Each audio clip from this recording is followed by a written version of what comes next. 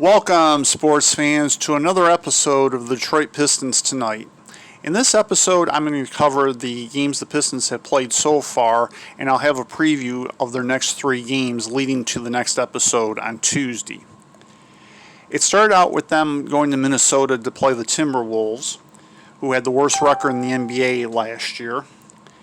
They were ahead for 3.5 quarters plus until the Timberwolves, with just under 4 minutes to go, pulled ahead in the game and pretty much stayed ahead the rest of the way.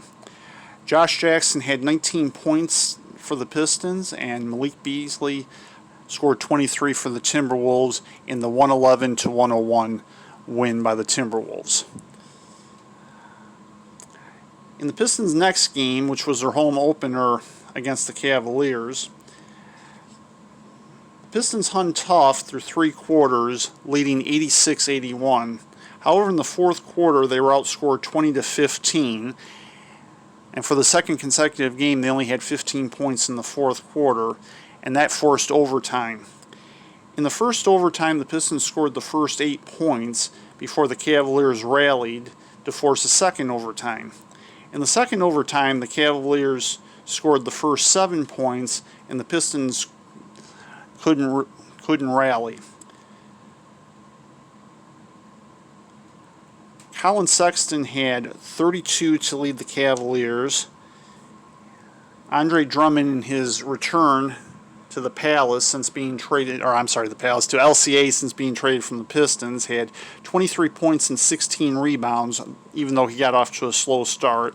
And for the Pistons, Jeremy Grant had 28 points and 10 rebounds. However, the Pistons fell short and lost the game 128-119 in triple overtime.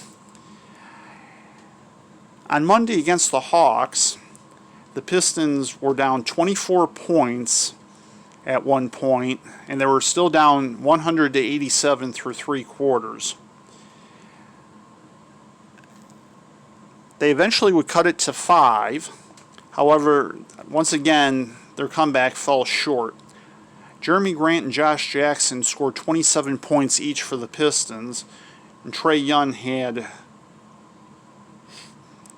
36, I believe it was, or 26, for the Hawks.